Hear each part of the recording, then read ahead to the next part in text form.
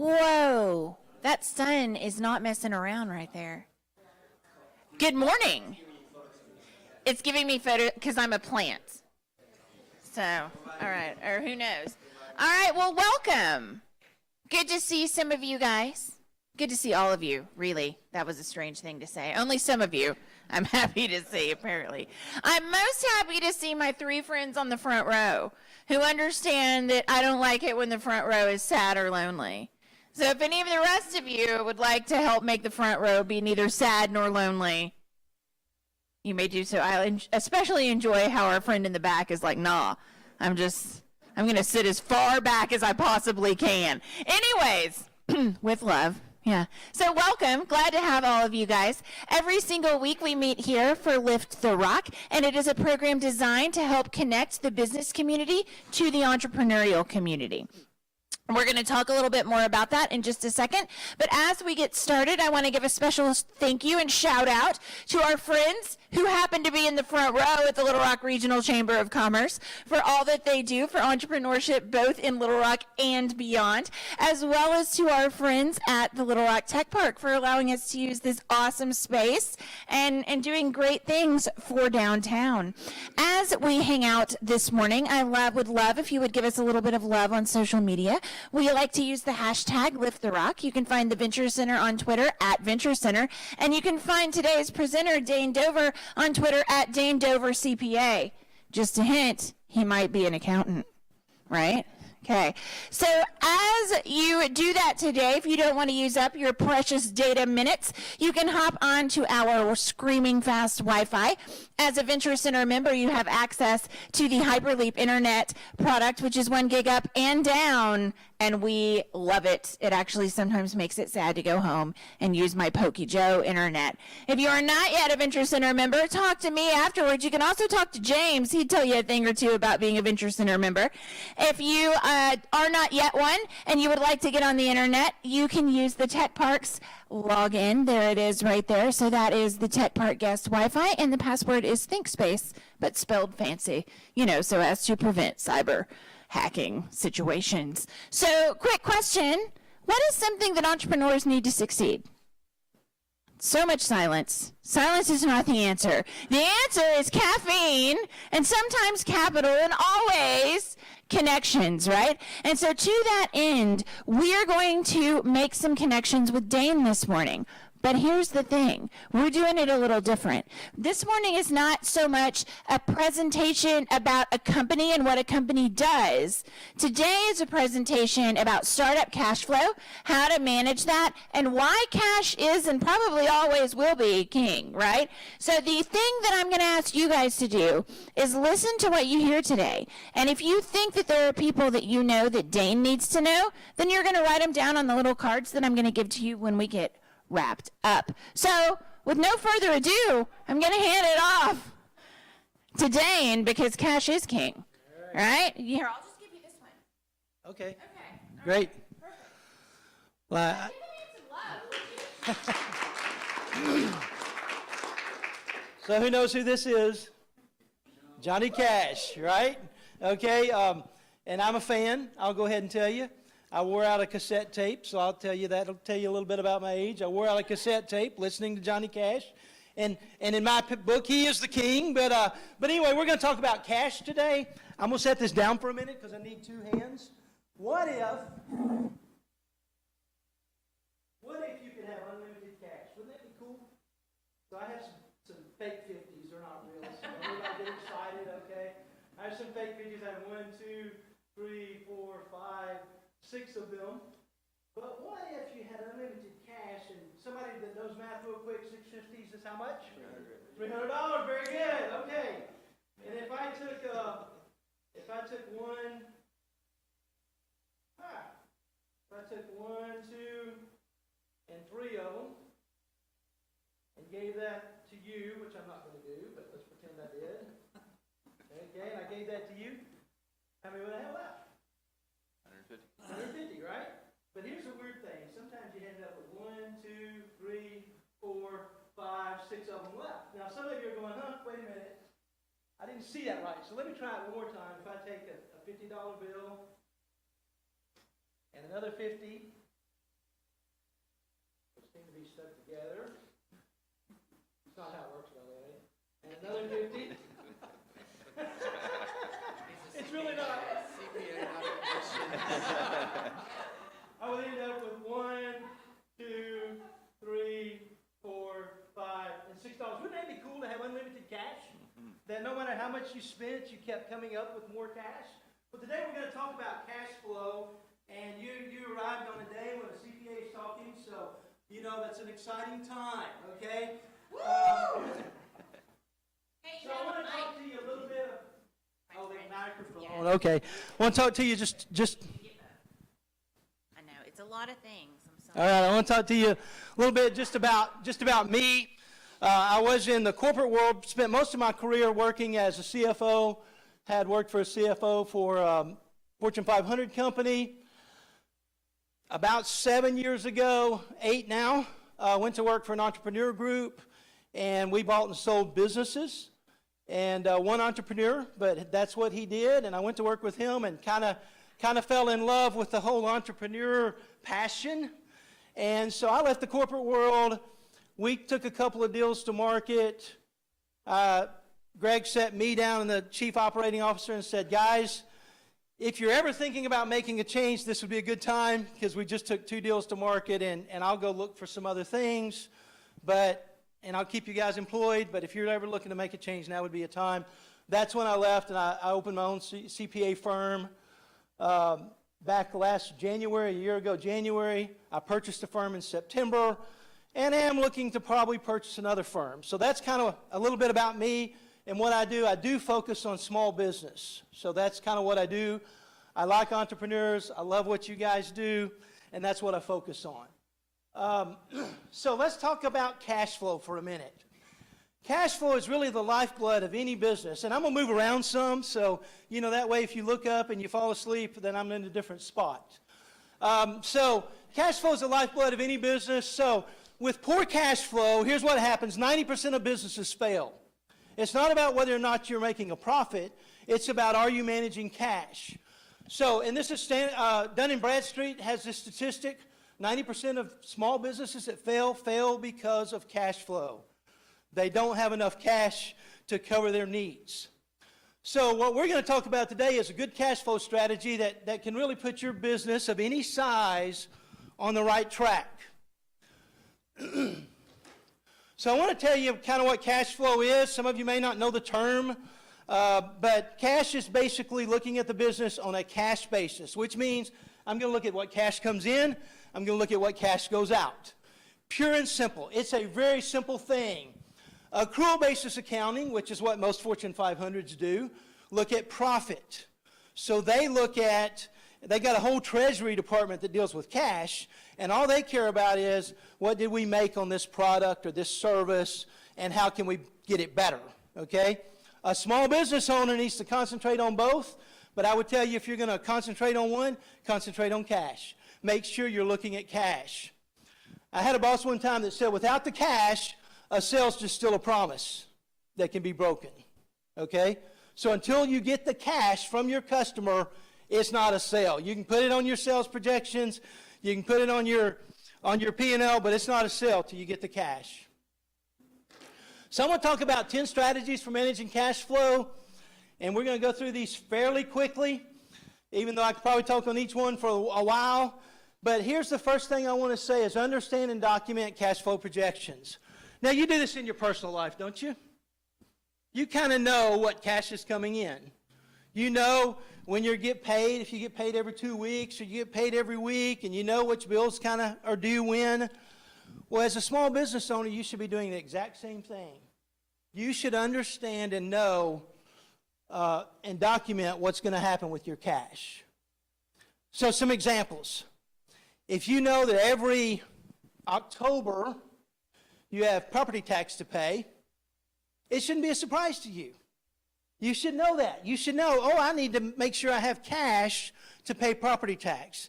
If your insurance renews in April and your policy requires you to put 20% down at renewal, you know that cash projection. So know and document what you're doing with cash.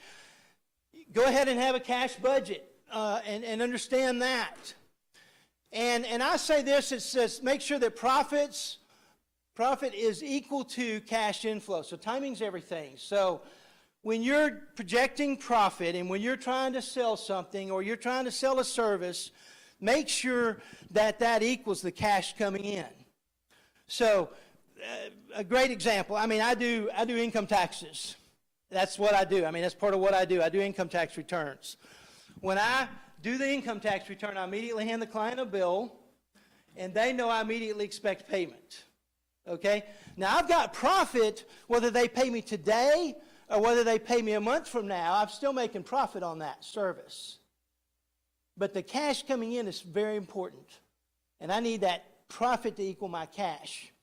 A business can be profitable on paper, but they can go out of business because they don't have the cash. All right, they can be making good profit. So let's say you develop an app, and you're selling that app for, that's a bad example because you're going to get immediate revenue. So let's say that you sell something. You sell office machine of some kind, copiers, and you're selling that copier, and you're making profit on it. You make, $500 every unit you sell. But if you're not getting the cash right away, you're going to go broke because you're having to buy the copier and you're having to fund that. Okay, so make sure your profits and your cash inflow are equal. So timing's everything. For a small business, I would say just make sure that you follow that.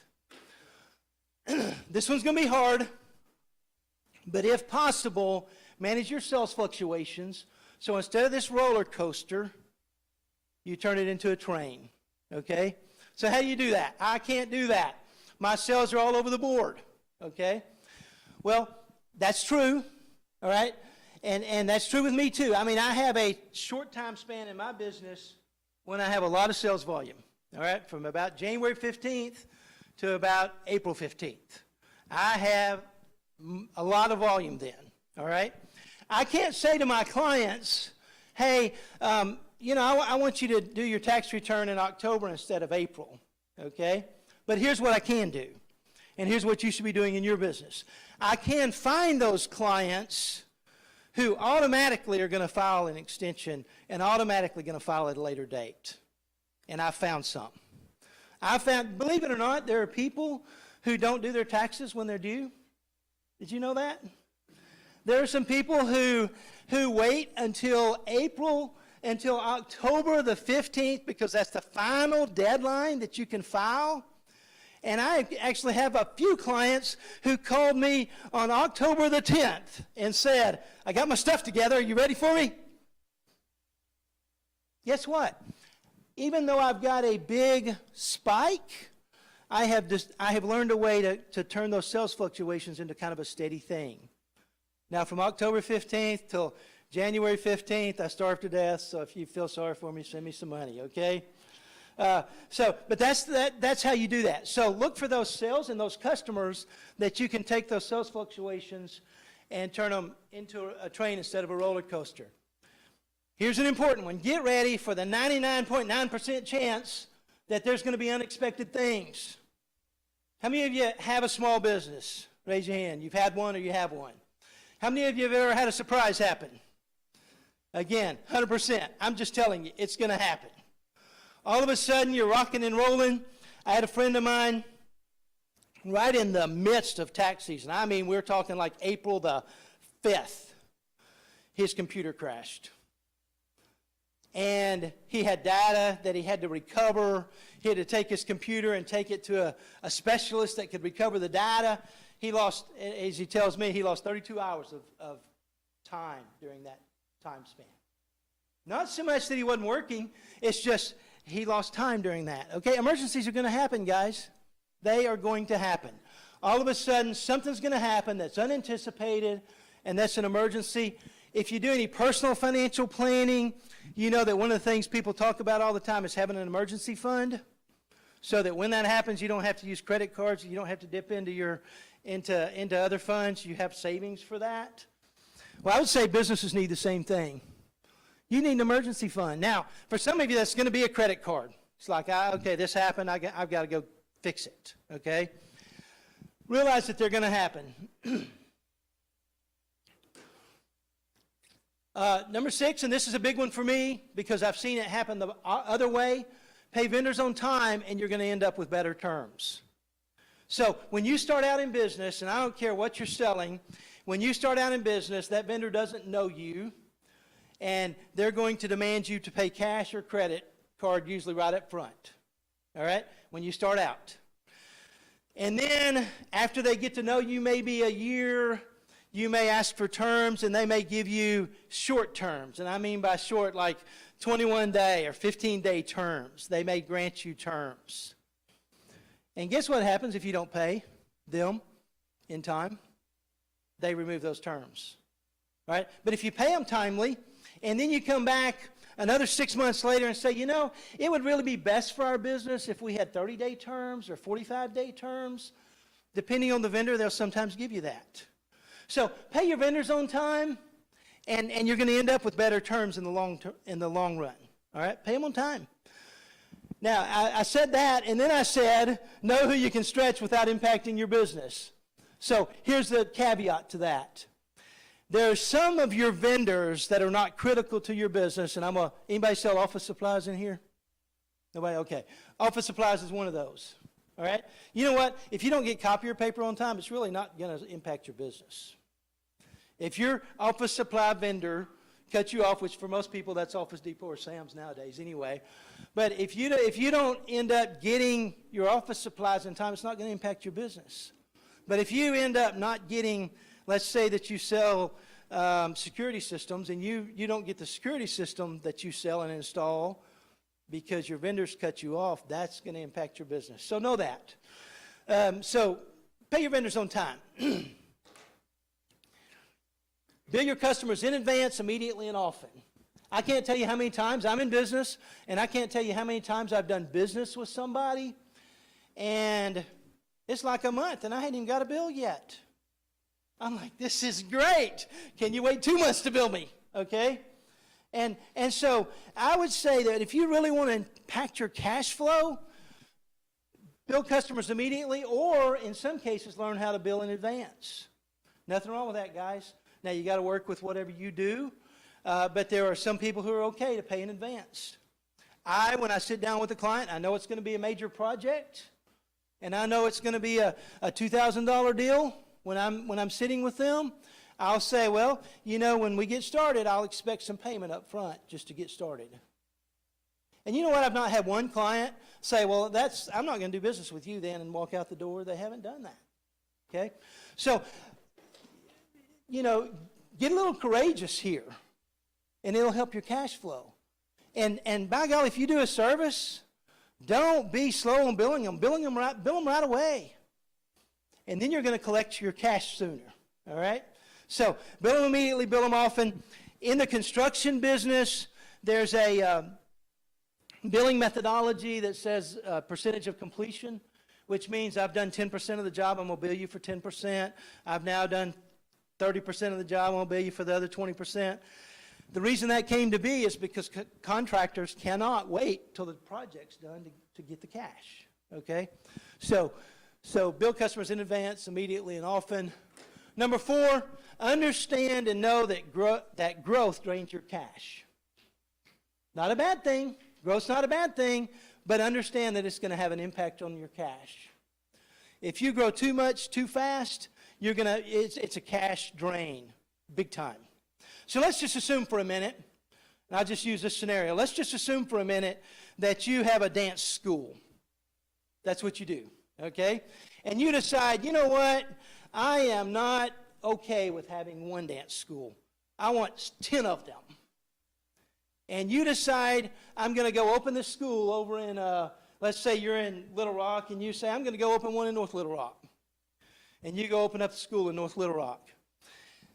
If you base your scenarios on what you're doing in Little Rock, it's wrong. Because when you open, you're not going to have customers, but you're going to have expense right away. It takes cash to grow. So when you decide I'm going to open the next location, or I'm going to develop the new app, or I'm going to do this, or I'm going to do that, understand it takes cash. Nothing wrong with growth. Growth's a great thing. We all need to grow in business, okay? But without a clear path of where the cash is coming from, it's going to hurt you. All right? That's why a lot of high growth businesses, especially in the tech world, they go get money from people. All right? They're doing Series A. They're getting cash to grow their business because they've got to have cash to grow it. All right? So that's what they're doing. It's okay to grow, good thing to grow, but understand it drains your cash. Number 3, if you have inventory, if you inventory stuff, understand economic order quantity. Now, that's a fancy term, but really what it means is don't order 2 years worth of inventory because you're going to pay cash out for that, okay? For most businesses, if you do inventory, it takes you usually 2 weeks to get your inventory in, and you want to have a couple of weeks worth in stock. So for most businesses, ordering more than a month worth at a time is not the right quantity. But again, there's a formula. Go look it up. It's on the internet. It'll tell you what to do, and math guys have figured it out. Okay, but if you have inventory, understand this, because you need to know what quantities do I order at, and how do I stock? What should be the stock that I do? I worked in food service, and we had 12,000 SKUs. 12,000 SKUs. Okay. We paid a lot of attention to this. One of the food service companies I worked for had 100 different kinds of French fries. You think that's crazy, But all we cared about is, are we ordering the right quantities, or are we selling the right quantities? Because if we're not ordering the right quantities and we're sitting on this product that we're keeping in a freezer, which costs a lot of money, then we're in danger. All right? But as long as we were ordering right and shipping right, guys like me didn't care. Okay? But whenever we'd make a boneheaded move, which happened occasionally, guys like me were going, wait a minute, what are you doing? Why did you order 3 years worth of this French fry? Well, because I got a discount. Well, okay, but it's not going to pay for the storage cost. So understand this. Number 2, and I'll just go ahead and say this. This is a pretty big one.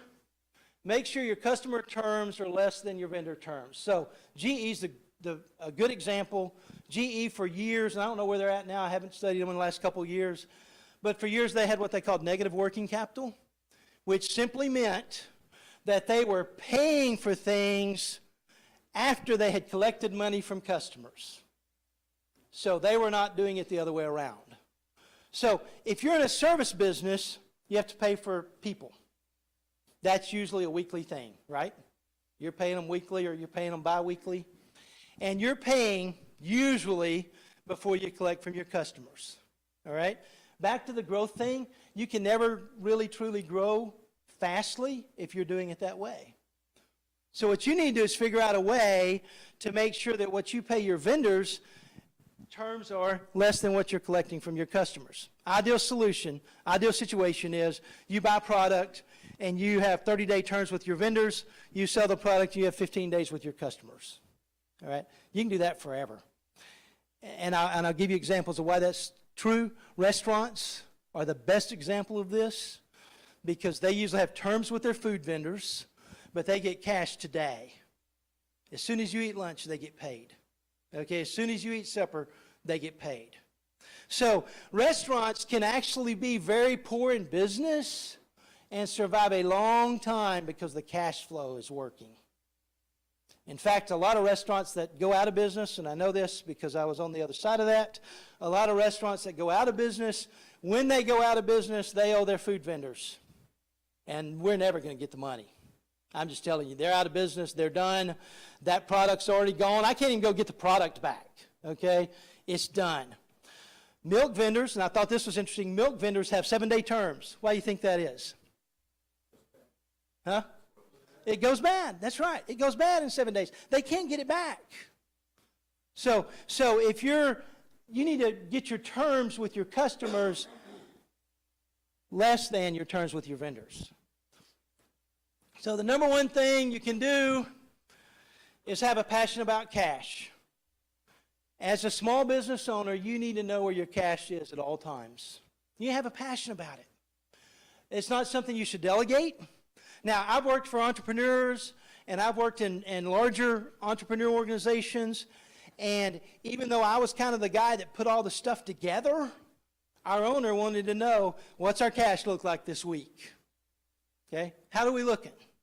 You know, and so every week, it started out every day when I first started working for him, but as trust grew, it became a weekly thing. It's like every week I want to see, here's our cash projections, okay?